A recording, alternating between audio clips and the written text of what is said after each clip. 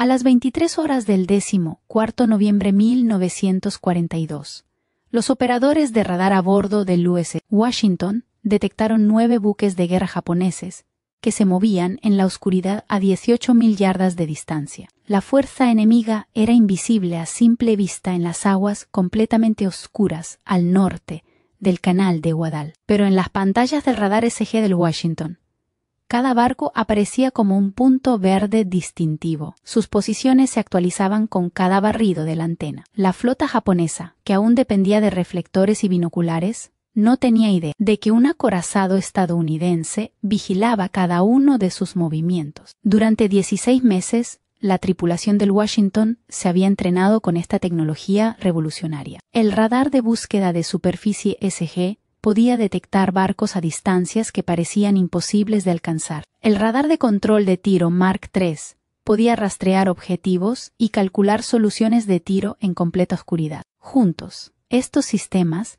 le daban al Washington la capacidad de combatir a ciegas, de destruir lo que no podía ver. Pero en noviembre de 1942, nadie en la flota del Pacífico creía realmente que un acorazado pudiera ganar una batalla naval moderna. Esa suposición estaba a punto de costar vidas estadounidenses. Los almirantes llamaban a los acorazados buques de escolta, plataformas antiaéreas flotantes costosas, escoltas reducidas a proteger a los portaaviones como si fueran destructores sobredimensionados. La doctrina oficial declaraba que los acorazados eran obsoletos, relegados a lanzar fuego antiaéreo, mientras los portaaviones libraban las verdaderas batallas. Desde Pearl Harbor, los acorazados rápidos habían estado bajo estricta vigilancia, con la prohibición de participar en combates de superficie y restringidos a funciones defensivas. El Washington había cruzado el Atlántico, servido en la flota británica, sido transferido al Pacífico, y en todo ese tiempo jamás había disparado su batería principal contra un buque de guerra enemigo. Esa noche eso cambiaría. Esa noche, un barco y un almirante demostrarían que los acorazados, empleados correctamente, con la tecnología adecuada, aún podían dominar un campo de batalla naval. Pero primero, los 3.700 estadounidenses a bordo del Washington tendrían que sobrevivir a lo que estaba a punto de convertirse en la acción de superficie más violenta de la Guerra del Pacífico. El acorazado no era el problema. El Washington era una obra maestra de la ingeniería estadounidense. El segundo buque de la clase North Carolina fue puesto en quilla en el astillero naval de Filadelfia el 14 de junio de 1938. Tenía un desplazamiento estándar de 35.000 toneladas y de 44.800 toneladas a plena carga. Su batería principal consistía en cañones Mark VI de 96 pulgadas en 3 torretas triples, capaces de lanzar proyectiles perforantes de 2.700 libras a más de 20 metros. Su blindaje de cintura tenía un espesor de 16 pulgadas. El blindaje de sus torretas alcanzaba las 18 pulgadas. 4 turbinas General Electric generaban 121.000 caballos de fuerza en el eje, impulsándolo a través del agua a 28 nudos. Podía combatir, podía huir, podía resistir castigo, pero, según la retorcida lógica de la doctrina naval de 1942, se lo consideró demasiado valioso como para arriesgarlo en la función para la que fue diseñado. El combate naval. 3 noches antes, el precio de esa doctrina se había pagado con sangre. El contraalmirante Daniel Callahan había liderado la fuerza de tarea 67 hacia esas mismas aguas para interceptar una fuerza de bombardeo japonesa. Sus buques incluían los cruceros pesados Helelia San Francisco y Portland, el crucero ligero Elina, los cruceros antiaéreos Juno y Atlanta y 8 destructores. Debería haber sido una fuerza formidable, pero Callahan no disponía de acorazados. La Armada solo contaba con 2 acorazados operativos en todo el teatro del Pacífico Sur, el Washington y el South Dakota, y estos se encontraban retenidos junto con el portaaviones Enterprise, el único portaaviones estadounidense operativo que quedaba en el Pacífico. La doctrina establecía que los portaaviones eran demasiado valiosos como para arriesgarlos. Los acorazados existían para proteger a los portaaviones, por lo que Callahan entró en combate sin ellos. El resultado fue una catástrofe. en una confusa acción nocturna que los historiadores más tarde denominarían la primera batalla naval del Canal de Guadalcanal. La fuerza de Callahan se topó por casualidad con el grupo de bombardeo del vicealmirante Hiroaki Abe en la oscuridad. Los japoneses disponían de 2 acorazados, el Ai y el Kirishima, el crucero pesado Kinugasa, 2 cruceros ligeros y 14 destructores. Lo que siguió no fue una batalla, sino una escaramuza con cañones navales. Los barcos disparaban a quemarropa, incapaces de distinguir entre amigos y enemigos. Los barcos estadounidenses se disparaban entre sí. Los reflectores japoneses convirtieron la noche en una pesadilla de resplandor y sombras. Cuando se disipó el humo, Callahan yacía muerto en el puente del San Francisco, víctima de un impacto directo de un proyectil de 356 milímetros. El contraalmirante Norman Scott había muerto a bordo del Atlanta al Kansas por proyectiles estadounidenses disparados en medio de la confusión. Los destructores Barton, Cushing, Laffey y Monson se hundían o ya estaban hundidos. El Atlanta agonizaba. El Juno sería torpedeado y se perdería con casi toda su tripulación durante la retirada. 706 estadounidenses habían muerto. Los japoneses solo habían perdido los destructores Akatsuki y Udachi. Sin embargo, el acorazado Ai quedó gravemente dañado y sería hundido por un ataque aéreo. Al día siguiente, el almirante Chester Nimitz, sentado en su cuartel general en Pearl Harbor, leía los informes posteriores a la acción con creciente alarma. Los marines en Guadalcanal apenas resistían. El aeródromo Henderson, la pista de aterrizaje por la que valió la pena morir en Guadalcanal, sufría bombardeos nocturnos de cruceros y destructores japoneses. Ahora, la inteligencia informaba de otra fuerza japonesa aún mayor que se dirigía al sur. El almirante Notei Kondo venía con el acorazado Kirishima, 4 cruceros pesados, 2 cruceros ligeros y 9 destructores. Su misión era reducir a escombros el aeródromo Henderson y luego cubrir el desembarco de 11.000 soldados japoneses. Si tenían éxito, Guadalcanal caería. Los marines serían masacrados. La primera ofensiva estadounidense de la Guerra del Pacífico terminaría en desastre. Nimitz se enfrentaba a una decisión imposible. La doctrina decía: nunca arriesgues acorazados sin el apoyo de un portaaviones. Pero el Enterprise estaba dañado y operaba con una cubierta de vuelo reparada tras la batalla de Santa Cruz. 3 semanas antes, su grupo aéreo estaba mermado. Si Nimitz retenía a los acorazados para proteger al portaaviones, el aeródromo Henderson sería destruido, Guadalcanal caería y meses de sangre y sacrificio se habrían desperdiciado. Si enviaba a los acorazados solos, podrían hundirse todos, dejando al Enterprise indefenso. Todos los principios que le habían enseñado en la escuela de guerra naval decían que eso era un error. Todos los ejercicios de guerra en los que había participado afirmaban que los acorazados que operaban solos de noche estaban condenados al fracaso. Pero a los marines se les acababa el tiempo. Nimitz tomó la decisión más difícil de su carrera. Ordenó al almirante William Halsey que soltara los acorazados, que los enviara solos, que lucharan barco contra barco, que la doctrina se fuera al diablo. El hombre elegido para liderar esta desesperada misión fue el contraalmirante Willis Augustus Lee Jr. A sus 54 años, Lee era un guerrero atípico. Nacido en Natalie, Kentucky, un pequeño pueblo del condado de Owen, se había graduado de la Academia Naval en 1908, bajo, fornido y perpetuamente desaliñado. Lee parecía más un maestro de escuela rural que un almirante. Sus uniformes nunca le quedaban bien. Usaba gafas gruesas. Hablaba con un acento de Kentucky que hacía que los demás oficiales lo subestimaran. Pero tras esa apariencia poco impresionante se escondía una de las mentes tácticas más brillantes de la Armada de los Estados Unidos. Lee era un tirador sin igual. En los Juegos Olímpicos de Amberes de 1920 ganó 5 medallas de oro, 2 de plata y 1 de bronce en tiro. Era capaz de agrupar 10 disparos en un mismo agujero a 1000 yardas. Comprendía la balística como los músicos comprenden el ritmo de forma instintiva, perfecta, trayectoria, deriva del viento, caída de la bala, ángulos de avance, Para él, no eran cálculos, sino intuiciones. Cuando miraba un blanco, sabía dónde apuntar. Al pasar de los fusiles a los cañones navales, esa intuición lo acompañó. Un fusil naval de 16 pulgadas era simplemente un fusil muy grande para Willis Lee. Los principios eran los mismos. Se calculaban los principios, la posición del blanco, se anticipaba el movimiento según su velocidad y dirección. Se ajustaba la trayectoria según el viento y el movimiento, y se disparaba. La única diferencia era la escala, pero Lee comprendía algo aún más importante que la artillería.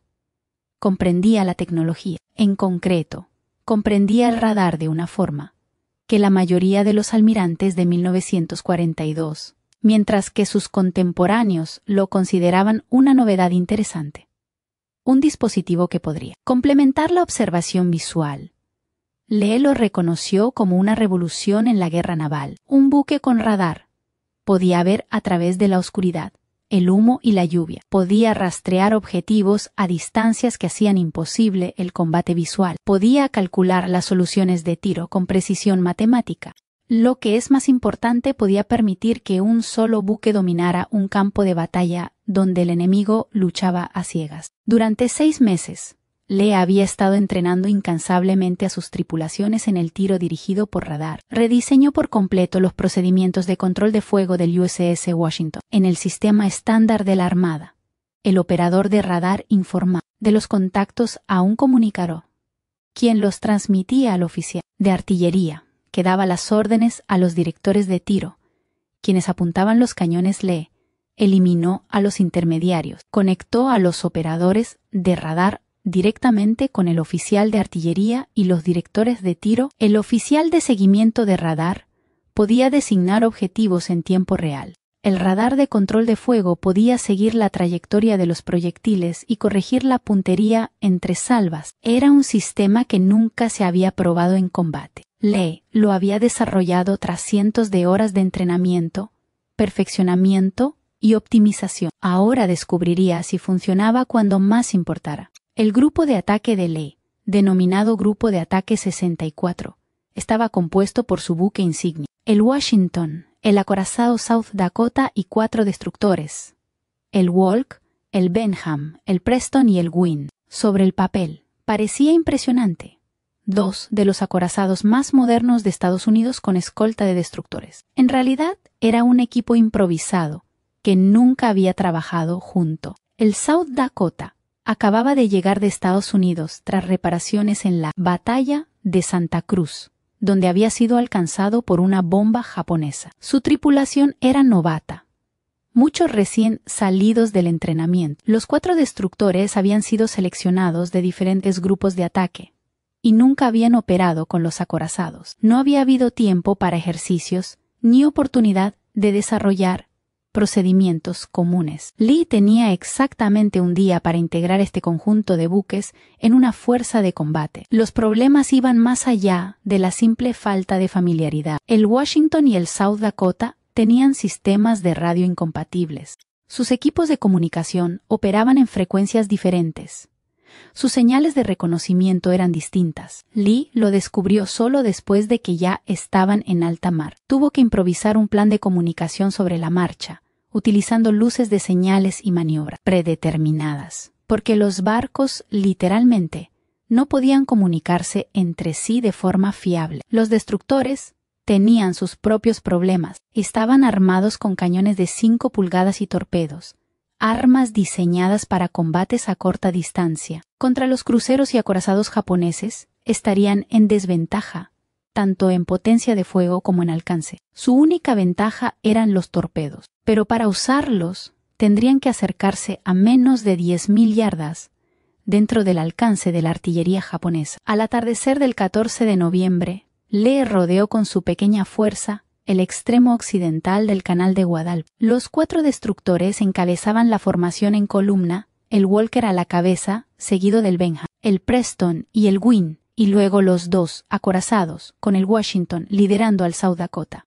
La columna se extendía a lo largo de más de 2 millas 6 barcos adentrándose en aguas que ya habían cobrado la vida de docenas de navíos estadounidenses. Los marineros la llamaban el estrecho de Iron Bottom, debido a la gran cantidad de barcos que yacían en el fondo marino. Al rodear la isla de Savo, todos a bordo pudieron ver las manchas de petróleo y los restos de la batalla de Callahan. 3 noches antes, aún flotaban cuerpos en el agua. Los restos de destructores estadounidenses emergían a la superficie con la marea baja. Lee sabía a lo que se enfrentaba. La inteligencia le había proporcionado información detallada sobre la fuerza de Kondo. El almirante japonés traía consigo el acorazado Kirishima, un veterano de Pearl Harbor y de docenas de batallas posteriores. Técnicamente, era un crucero de batalla construido durante la Primera Guerra Mundial y modernizado en la década de 1930, pero sus 8 cañones de 14 pulgadas podían lanzar proyectiles de 2.800 libras a 19 millas. Junto a él iban los cruceros pesados Elegia Tarago y Takao, cada uno armado con 10 cañones de 8 pulgadas. Los cruceros ligeros Sensai y Nagara y 9 destructores. 14 buques en total, cada uno entrenado para el combate nocturno, cada uno armado con el torpedo tipo 93, lo que los estadounidenses llamaban la larga lanza, el torpedo más letal del mundo. Podía recorrer 19 kilómetros a 49 nudos con una ojiva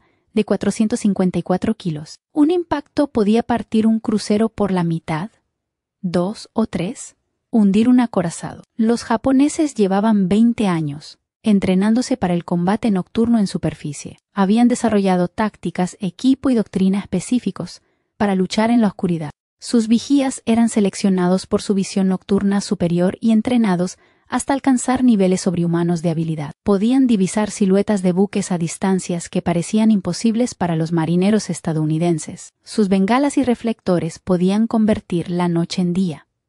Sus tácticas con torpedos estaban perfeccionadas. Habían demostrado su superioridad en el combate nocturno una y otra vez en el mar de Java, en la isla de Tsavo y en el Cabo Esperanza. Los marineros estadounidenses habían aprendido a temer la noche.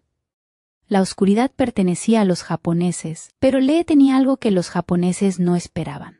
Tenía radar y, lo que es más importante, sabía usarlo. Mientras la fuerza de Tarea 64 avanzaba por el estrecho, los operadores de radar de Washington rastreaban cada contacto. Podían ver las montañas del canal de Guadal y la isla de Tsavo. Podían rastrear los aviones aliados que regresaban a Henderson Field y, lo más importante, podían ver a los japoneses acercándose a 20 metros de distancia, mucho más allá del alcance visual. A las 2:25:15:2, el radar detectó los primeros buques enemigos, un grupo de destructores que avanzaba por delante de la fuerza principal, a 18.000 yardas de distancia, y acercándose. Lee se enfrentaba a una decisión crucial. Podía abrir fuego a máxima distancia, aprovechando su ventaja de radar para alcanzar a los japoneses antes de que se percataran de su presencia, pero eso revelaría su posición, alertaría a Kondo de la trampa y posiblemente permitiría al almirante japonés abortar su misión de bombardeo y escapar. O podía esperar, dejar que los japoneses se comprometieran con su ataque, dejar que se acercaran lo suficiente como para que no pudieran escapar, y entonces lanzar la emboscada. Era un riesgo terrible. Cuanto más se acercaran los japoneses, más probable era que detectaran a la fuerza estadounidense. Si los japoneses hubieran visto primero los barcos de Lee, si hubieran lanzado torpedos primero, la fuerza de Tarea 64 habría sido aniquilada. Pero Lee comprendió algo crucial. No buscaban un combate de superficie. Esperaban aviones del aeródromo de Henderson, lanchas torpederas, submarinos, cualquier cosa menos acorazados estadounidenses. Halsey había mantenido el movimiento de los 2 acorazados en tan secreto que incluso muchos comandantes estadounidenses desconocían su llegada. Lee apostó todo a la excesiva confianza japonesa. Ordenó a sus barcos que cesaran el fuego y mantuvieran el rumbo. La distancia se redujo a 16.000 yardas, 14.000, 12.000 en el puente de mando del Washington. Los hombres podían oír los latidos de sus corazones. Los operadores de radar anunciaban las distancias en voz baja. 10.000 yardas. A esta distancia, los vigías japoneses deberían haber divisado las enormes siluetas de los dos acorazados. Pero los japoneses miraban hacia el canal de Guadal, esperando ver los destellos de su bombardeo. No miraban hacia atrás. 8.000 yardas. Lee no podía esperar más. A las 23 en punto, dio la orden de abrir fuego. La primera salva del Washington irrumpió en la noche. 9 proyectiles de 406 milímetros, 11.000 kilogramos de acero y explosivos, surcaron la oscuridad hacia el crucero ligero Sendai. Los proyectiles, guiados por radar, apuntaban a un objetivo invisible para los artilleros, y un ordenador de control de tiro ajustaba la trayectoria y la elevación con precisión. La salva tardó 23 segundos en alcanzar el objetivo. Falló, pero por poco. Enormes columnas de agua brotaron alrededor del Sendai, lo suficientemente cerca como para empapar sus cubiertas. Su capitán, al darse cuenta de que estaba bajo fuego de artillería pesada, ordenó inmediatamente maniobras evasivas y lanzar humo. Pero Lee no estaba concentrado en el Sendai. Era una distracción, un objetivo secundario. El radar del Washington había identificado un objetivo mucho más importante, el destructor Iron Army, que encabezaba la vanguardia japonesa. Era el más cercano a los destructores estadounidenses, el más peligroso para la línea de defensa de Lee. La segunda salva se dirigió hacia él. Esta vez, los cañones del Washington no fallaron. Al menos un proyectil de 406 milímetros, posiblemente 2, impactaron contra el Iron Army. A esa distancia, contra el delgado blindaje de un destructor, el efecto fue catastrófico. El proyectil atravesó su casco, detonó en la sala de máquinas y destrozó sus compartimentos de maquinaria. El Iron Army quedó a la deriva, ardiendo con furia. Su tripulación luchaba desesperadamente contra las inundaciones y el fuego. La noche se convirtió en un caos. El South Dakota abrió fuego segundos después del Washington, con sus cañones apuntando a diferentes objetivos. Los destructores estadounidenses cargaron hacia adelante, intentando entrar en alcance de torpedos. Proyectiles de bengala japoneses estallaron sobre sus cabezas, bañando el sonido con una luz blanco-verdosa. Los reflectores se encendieron, escudriñando la oscuridad. Cada barco disparaba a algo, pero en la confusión era imposible distinguir quién disparaba a quién. Las trazadoras surcaban el agua en todas direcciones. El estruendo de los cañones pesados y mezclaba con el tableteo de las armas de los destructores. Era la batalla de Callahan otra vez, solo que esta vez los estadounidenses tenían radar.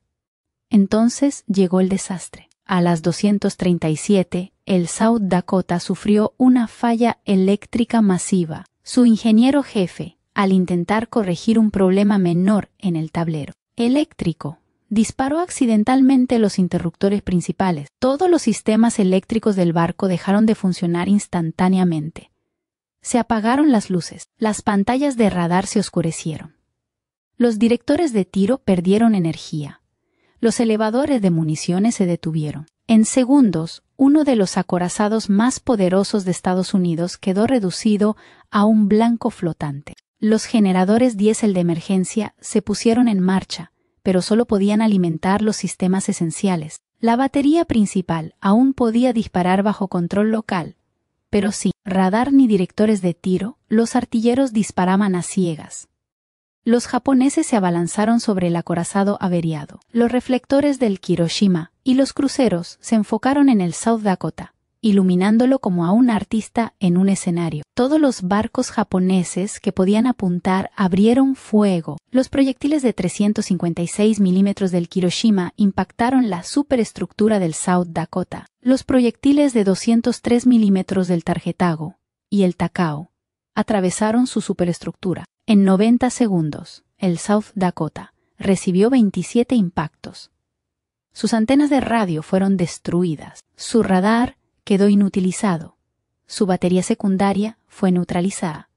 Murieron 38 marineros y un infante de marina. Otros 59 resultaron heridos, entre ellos el capitán Thomas Gage, quien fue alcanzado por metralla, pero permaneció en el puente. Los destructores estadounidenses estaban en peor situación. Habían cargado contra la formación japonesa, intentando lanzar torpedos, pero estaban en inferioridad numérica y de armamento. El Preston fue el primero en hundirse. Atrapado en un fuego cruzado entre cruceros y destructores japoneses, recibió impactos repetidos. Los proyectiles atravesaron su delgado casco, provocando incendios incontrolables. Su capitán ordenó abandonar el barco, pero antes de que la mayor parte de la tripulación pudiera escapar, sus pañoles de munición detonaron. El Preston desapareció envuelto en llamas, llevándose consigo a 117 hombres. El Walk fue el siguiente, liderando la columna de destructores estadounidenses. Se había posicionado muy cerca de la línea japonesa. Logró lanzar varios torpedos,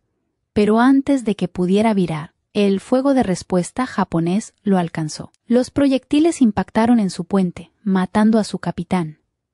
Más proyectiles alcanzaron su sala de máquinas. Entonces, un torpedo de largo alcance impactó contra su casco. Entre los demás barcos, el Walkie se partió en dos y se hundió en minutos. De su tripulación de 250 hombres, solo 75 sobrevivieron. El Benham fue alcanzado por un torpedo que le arrancó la proa por completo. De alguna manera, se mantuvo a flote gracias a sus mamparos estancos, pero ya no podía combatir ni maniobrar. El Win, el último destructor operativo, ardía por los múltiples impactos, proyectiles, pero aún conservaba potencia y capacidad de gobierno. Su capitán tomó la amarga decisión de retirarse, rescatando a los supervivientes durante la retirada. En menos de 15 minutos, la escolta de destructores de Lee había sido aniquilada. A las 23:15, la fuerza de ataque de Lee prácticamente había desaparecido. 4 destructores fueron hundidos o quedaron inutilizados. El South Dakota, averiado y en llamas, se retiraba cojeando de la batalla. De los 6 barcos que habían entrado en el estrecho de Iron Bottom, solo el Washington seguía operativo. Se encontraba sola frente a 14 buques japoneses, incluyendo un acorazado, 4 cruceros y varios destructores. Todos los escenarios de las academias militares, todos los manuales tácticos, toda la sabiduría convencional indicaba que Lee debía retirarse de inmediato. Estaba en inferioridad numérica de 14-1. No tenía apoyo.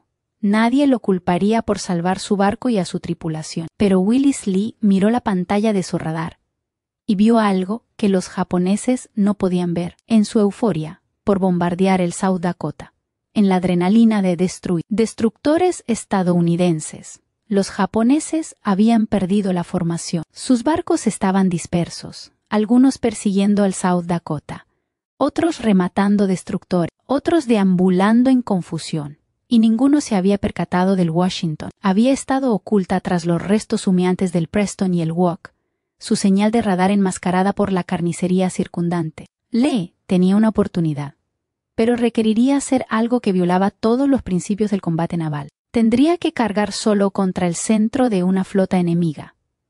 Lee dio la orden que definiría su lugar en la historia naval. Silencio absoluto en todos los circuitos de radio, sin luces, sin comunicación con otros barcos, máxima velocidad, rumbo 0:30. El Washington aceleró a 26 nudos y se dirigió directamente hacia la línea de batalla japonesa. Sus operadores de radar rastreaban cada barco enemigo, anunciando distancias y rumbo. En voz baja, 15.000 yardas a Hiroshima, 12.000 a Itago, 10.000 a Takao. Los japoneses aún no la habían visto. Sus reflectores estaban enfocados en el South Dakota, que ahora ardía en el horizonte sur. Sus vigías observaban morir a sus víctimas. Nadie buscaba otro acorazado. A 8.400 yardas, prácticamente a quemarropa para los cañones de un acorazado, Lee dio la orden de abrir fuego contra Hiroshima. Toda la batería principal del Washington, 9 cañones de 16 pulgadas, abrió fuego en una salva perfectamente coordinada. A esa distancia, con control de fuego por radar y un objetivo fijo iluminado por sus propios reflectores, los artilleros del Washington no podían fallar. La primera salva impactó a ambos lados del Kirishima. La segunda fue un impacto directo. Luego otra y otra. En 7 minutos, el Washington disparó proyectiles de 756 pulgadas. Al menos 9, posiblemente hasta 20, impactaron contra el Hiroshima. el efecto fue devastador. Los proyectiles del Washington, con un peso de 1.225 kilogramos cada uno y viajando a 700 metros s, impactaron con la fuerza de trenes de carga. Atravesaron el blindaje del Hiroshima como si fuera papel. Un proyectil destruyó su torreta de proa, matando instantáneamente a todos los que se encontraban dentro. Otro detonó en la sala de máquinas, destrozando turbinas y calderas. Un tercero impactó bajo la línea de flotación, abriendo un boquete que inundó 3 compartimentos. Su mecanismo de dirección quedó destrozado, bloqueando el timón. A babor comenzó a dar vueltas sin control, incapaz de maniobrar, incapaz de escapar. Mientras el Washington continuaba bombardeándola, su batería secundaria de cañones de 5 pulgadas se unió al ataque. Más de 100 proyectiles impactaron contra la superestructura del Hiroshima, provocando incendios de proa a popa, su mástil pagoda, la distintiva torre que albergaba el puente de mando, y los sistemas de control de fuego. Fue alcanzado repetidamente. Las ventanas se hicieron añicos, el equipo quedó destrozado. Los hombres cayeron abatidos por la metralla y los cristales rotos. El capitán Iwabuchi Sanji resultó herido, pero permaneció en su puesto, intentando desesperadamente salvar su barco. Pero no había nada que pudiera hacer. El Kirishima se estaba hundiendo. El almirante Kondo, viendo arder su buque insignia, se enfrentó a la amarga realidad de que su fuerza había caído en una emboscada. Aún desconocía cuántos barcos estadounidenses se enfrentaba. El devastador fuego que se extendía sobre el Kirishima podía provenir de varios acorazados. Sus cruceros, el Atargo y el Takao, dirigieron sus reflectores hacia el origen del fuego, iluminando finalmente al Washington. Abrieron fuego con sus cañones de 203 milímetros y lanzaron una salva de 16 torpedos Type 93. Pero el Washington ya estaba virando, con su radar siguiendo la trayectoria de los torpedos. Lee ordenó virar bruscamente a estribor, y el gigantesco acorazado se inclinó hacia el norte a máxima velocidad. Todos los torpedos fallaron, algunos por escasos metros. Los cruceros japoneses intentaron perseguirlo, pero Lee no huía, se estaba reposicionando, aprovechando la velocidad y el radar del Washington para mantener una distancia de combate óptima. Al aumentar la distancia a 12.000 yardas, los cañones del Washington apuntaron a los cruceros. Su primera salva impactó en un blanco, lanzando columnas de agua sobre su puente. La siguiente salva fue más cercana. El almirante Kondo, al darse cuenta de que ahora era la presa en lugar del cazador, ordenó la retirada inmediata. La fuerza naval japonesa más poderosa que se había acercado al canal de Guadalajara desde el inicio de la invasión viró y huyó en la oscuridad de la noche. Detrás de ellos, el Hiroshima se hundía. Su escora aumentaba constantemente a medida que la inundación se extendía por su casco destrozado. Los equipos de control de daños lucharon desesperadamente por salvarlo, pero fue inútil. A la 1 del 15 de noviembre, el capitán Iwabuchi ordenó abandonar el barco. La tripulación se reunió en la cubierta inclinada, cantó el himno nacional japonés, vitorió 3 veces al emperador, y luego se lanzó al mar. A las 3:20, el Kirishima volcó y se hundió al noroeste de la isla de Savo. Se llevó consigo a 300 de sus tripulantes. Fue el primer acorazado hundido por otro acorazado en la Guerra del Pacífico y había sido destruido por un solo buque estadounidense que luchaba solo. Lee quería perseguir a las fuerzas de Kondo en retirada, pero se enfrentó a un nuevo problema. En el fragor de la batalla, con todas las señales de reconocimiento confundidas por las interferencias en las frecuencias de radio, las lanchas torpederas estadounidenses, con base en Tulagi, no podían distinguir entre amigos y enemigos. Se preparaban para atacar cualquier cosa que se moviera, incluido el Washington. Lee tuvo que romper el silencio de radio para evitar ser torpedeado por sus propias fuerzas. Su mensaje a la base de lanchas torpederas fue característico de su personalidad. Cuando le exigieron señales de reconocimiento, Lee transmitió: «Aquí Lee, quítense de mi camino. Voy a pasar». Las lanchas torpederas sabiamente no abrieron fuego. Al amanecer del 15 de noviembre, la magnitud de la victoria estadounidense se hizo evidente. Los buques de transporte de tropas japoneses que esperaban para desembarcar en el canal de Guadal fueron sorprendidos a la intemperie por aviones de Henderson Field. Bombarderos en picado y torpederos los atacaron en masa. 7 transportes fueron hundidos. Solo 4.000 de los 11.000 refuerzos japoneses llegaron a la costa y desembarcaron sin la mayor parte de su equipo y suministros. El último intento japonés de retomar el canal de Guadal había fracasado. La marea de la campaña se había inclinado decisivamente a favor de Estados Unidos. El costo había sido terrible. El destructor Preston se hundió con 117 muertos. El Walker se hundió con 175 muertos. El Benham, aunque inicialmente se salvó, se hundiría al día siguiente mientras era remolcado. Afortunadamente, sin más bajas, el Wynne resultó gravemente dañado. El South Dakota necesitaría meses de reparaciones. En total, la Armada de los Estados Unidos había perdido 3 destructores y sufrido más de 400 muertos, pero habían detenido por completo el avance japonés. El Kiriroima estaba hundido. Los japoneses nunca volverían a enviar buques capitales al canal de Guadal. Los marines resistirían. El aeródromo sobreviviría. La primera ofensiva estadounidense de la Guerra del Pacífico tuvo éxito al recopilar los informes de bajas. Una estadística destacó por ser casi increíble. El USS Washington, que por sí solo había derrotado a un acorazado japonés y repelido a toda una flota enemiga, no sufrió bajas. Ni un solo hombre a bordo murió ni resultó gravemente herido por fuego enemigo. El propio barco solo recibió un impacto, un proyectil de 127 milímetros que cortó su antena de radio. En el combate naval más violento de la campaña del Canal de Guadal, el barco que causó el mayor daño fue el que menos sufrió. Fue algo sin precedentes. Jamás volvería a ocurrir en la guerra. La reacción del almirante Halls ante la batalla fue inmediata y efusiva. Envió un mensaje personal a Lee que decía: «Usted y su fuerza de ataque han escrito una página gloriosa en la historia naval estadounidense». Pero la respuesta oficial de la Armada fue más discreta. La batalla se clasificó como una acción defensiva, no como la revolucionaria victoria ofensiva que realmente fue. El informe posterior a la acción de Lee, que enfatizaba la importancia crucial del radar para la victoria, se archivó con pocos comentarios. Los almirantes de acorazados no querían admitir que los defensores de los portaaviones se habían equivocado respecto a la obsolescencia de los acorazados. Los almirantes de portaaviones no querían admitir que los acorazados aún tenían valor ofensivo. Por lo tanto, la victoria de Washington fue minimizada, tratada como una anomalía en lugar de una validación de nuevas tácticas. El propio Lee se mostró filosófico ante la falta de reconocimiento. Les dijo a sus oficiales que lo importante no era el mérito, sino los resultados.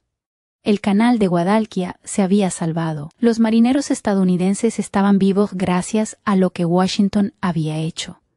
Eso era suficiente, pero en privado, Lee estaba frustrado por la incapacidad de la Armada para aprender de la batalla. Redactó informes detallados sobre el control de fuego dirigido por radar, sobre tácticas de combate nocturno y sobre la integración de sensores y armas. Recomendó nuevos programas de entrenamiento, nuevo equipo y nuevos procedimientos. La mayoría de sus recomendaciones fueron ignoradas o implementadas a medias. La Armada ya se preparaba para la siguiente batalla, la siguiente campaña.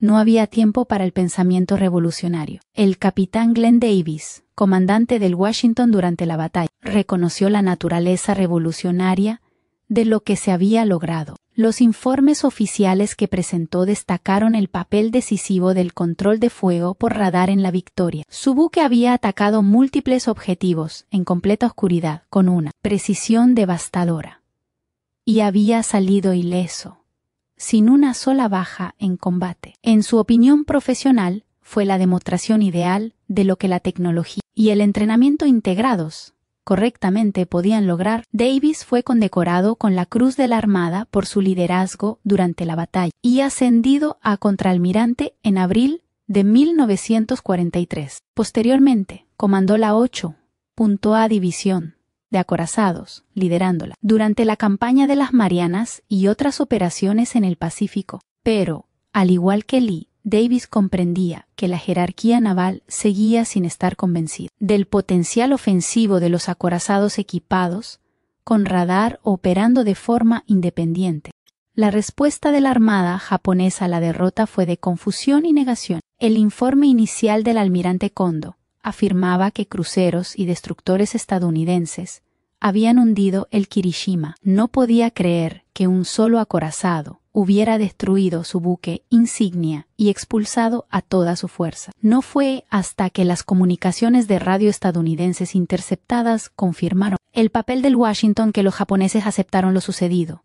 El impacto psicológico fue profundo. For the first time in the war, a Japanese battleship had been defeated in surface combat. The night, which had belonged to the Japanese since Pearl Harbor, was no longer safe. Japanese naval doctrine began to shift after the Battle of Guadalcanal. They realized that American radar had neutralized their advantage in night fighting. Their superb lookouts, their intensive training, their superior torpedoes, none of it mattered if the Americans could see them and shoot accurately in complete darkness. They tried to develop their own radar, but they were years behind American technology. They tried new tactics, but without radar, they were always reacting, always at a disadvantage. The confident Japanese Navy that had dominated the Pacific in early 1942 was gone, replaced by an increasingly desperate force trying to stem an inexorable American advance. Washington returned to Noumea, New Caledonia for minor repairs and resupply. Her crew was granted liberty, and for the first time they could talk about what they had accomplished. Sailors who had been at their battle stations, who had felt the ship shake with each salvo, who had heard the radar operators calling out targets, began to understand the magnitude of their victory. They had faced impossible odds and won. They had proved that American technology and training could overcome Japanese experience and numbers. They had turned the tide of the Guadalcanal campaign, but there was no time to celebrate. The war was far from over. Washington was needed elsewhere. She would go on to fight in the Gilbert Islands, the Marshall Islands, the Marianas, the Philippines, Iwo Jima, and Okinawa. She would earn 13 battle stars, more than almost any other battleship in the Pacific. But she would never again have the opportunity to prove what she had proved that night off Guadalcanal. The Navy kept her tied to the carriers, using her massive anti-aircraft battery to protect the flat tops from Japanese air attack. Her 16-inch guns would fire thousands of rounds at shore targets, supporting amphibious invasion. But she would never again engage an enemy warship in surface combat. The tragedy was not that Washington was restricted to carrier escort duty. That was frustrating but understandable given the evolution of naval warfare. The tragedy was that the lessons of her victory were deliberately ignored. Lee had proved that battleships equipped with radar and trained in its use could dominate night surface combat. He had demonstrated tactics that could have saved lives in later battles. But the Navy bureaucracy committed to the primacy of carrier aviation refused to acknowledge these lessons. Reports were buried. Recommendations were dismissed. The revolution in surface warfare that Washington represented was stillborn. Lee himself continued to advocate for better integration of radar and surface warfare tactics. In 1944, he was promoted to Vice Admiral and given command of the fast battleship force, 6 of the most powerful warships ever built. But they remained tied to the carriers forbidden to operate independently. At the Battle of the Philippine Sea in June 1944, Lee's battleships formed a powerful battle line that could have intercepted and destroyed the Japanese surface forces. Instead, they were held back to protect the carriers. The enemy escaped. At the Battle of Lee Gulf in October 1944, Halsey took Lee's battleship on a wild chase after Japanese carriers, leaving the invasion beaches unprotected. Only the heroic sacrifice of escort carriers and destroyers at the Battle of Samar prevented disaster. Lee watched these missed opportunities with growing frustration. He knew what his battleships could do if properly employed. He had proved it at Guadalcanal. But he was a good officer, and he followed orders even when he disagreed with them. He continued to write papers and studies on surface warfare tactics, on the integration of radar and gunfire, on the future of naval combat. Some junior officers read them and learned, but the Navy hierarchy remained committed to the carrier doctrine that had become gospel after Midway. On August 25, 1945, 10 days after Japan surrendered, Willis Augustus Lee Jr. died suddenly of a heart attack. He was 57 years old. He was being fed in a motor launch to his flagship, the battleship Wyoming, which was anchored in Casco Bay, Maine. The crew of the launch tried to resuscitate him, but it was too late. The man who had revolutionized battleship warfare, who had saved Guadalcanal, who had proved that technology and tactics could overcome any odds, died just as the war he had helped win came to an end. The news of Lee's death was met with genuine grief throughout the fleet. Admiral Nimitz called him one of the finest officers he had ever known. Admiral Holley said Lee's tactical genius had saved countless American lives. The crew of Washington, many of whom were still serving, mourned the loss of the admiral who had led them through the most desperate battle of the war. But even in death, Lee's achievements were minimized. His obituary in the New York Times mentioned his Olympic medals and his service record, but devoted only one and sentenced to the Battle of Guadalcanal. The Navy's official history would give him credit for the victory, but would not acknowledge the revolutionary nature of what he had accomplished. Washington continued to serve for 2 more years after the war ended. She participated in Magic Carpet operations, bringing American servicemen home from Europe. On June 27, 1947, she was decommissioned at the New York Naval Shipyard. 14 years, she sat in the reserve fleet, slowly rusting, occasionally inspected, never needed. On June 1, 1960, she was struck from the Naval Register. On May 24, 1961, she was sold to the Lippitt division of Lura Brothers and Company for $544,000. She was towed to the breakers and cut up for scrap. No effort was made to preserve her as a museum.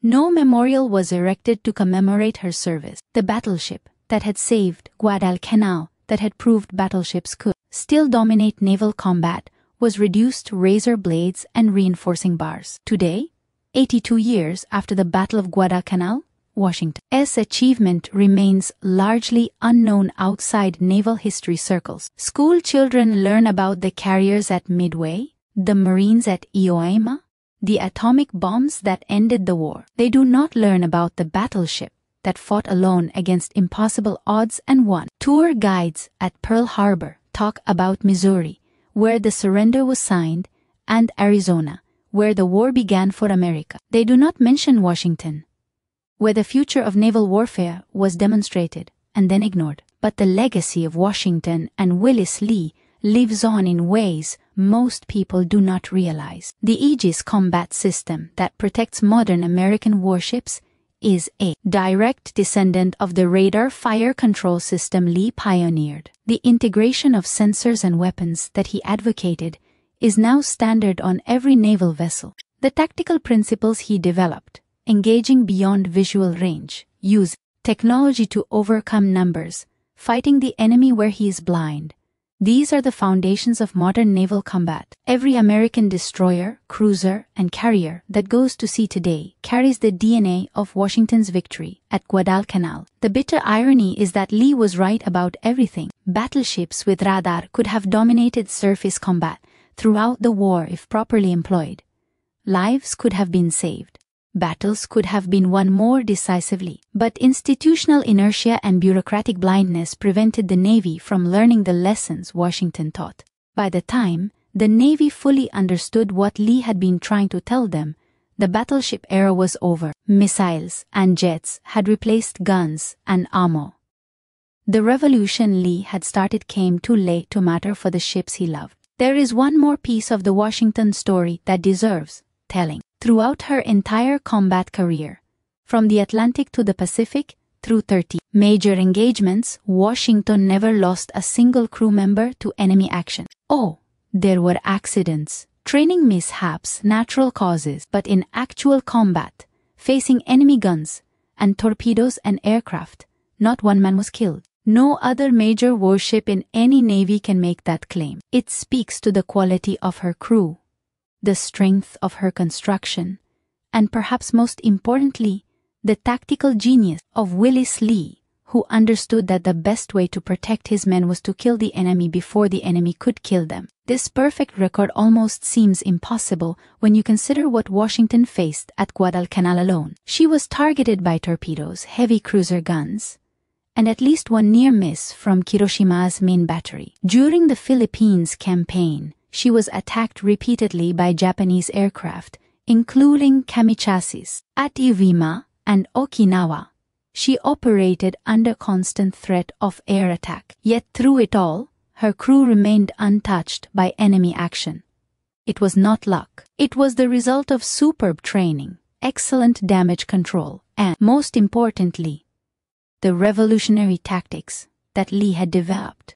By engaging at maximum radar range, by striking from unexpected angles, by using technology to dominate the battlefield, Washington avoided the bloody, close-range battles that claimed so many other ships. The story of USS Washington raises uncomfortable questions about military innovation and institutional resistance to change. In Korea, American forces would rediscover the importance of naval gunfire support. In Vietnam, they would learn again about the value of precision engagement at maximum range. In the Persian Gulf, they would apply the principles of sensor integration that Lee had pioneered 50 years earlier. Each time, these lessons had to be learned anew, because the institutions that should have preserved them chose instead to forget. Consider what might have been different if the Navy had fully embraced Lee's innovations in 1942. How many ships might have been saved at the Battle of Empress Augusta Bay? If all American vessels had been trained in radar-directed night fighting?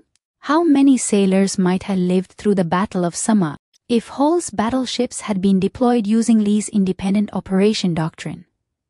These are not just historical what-ifs. They represent real lives that might have been saved if bureaucratic pride had not trumped tactical innovation. The Washington story also illuminates a persistent pattern in military history. Revolutionary advantages are often discovered by practical men in desperate circumstances, not by theorists in war colleges. M.C. Kenna's piano wire tensioner that saved P-38 pilots, Guderian's blitzkrieg tactics, Boyd's energy, maneuverability theory, all came from operators who saw what the establishment could not or would not see. And in each case, the establishment resisted, denied, and minimized until the evidence became overwhelming or irrelevant. Today, as the United States Navy faces new challenges from peer competitors with anti-ship missiles, hypersonic weapons, and space-based targeting systems, the lesson of Washington becomes relevant again. The service that adapts fastest to new technology,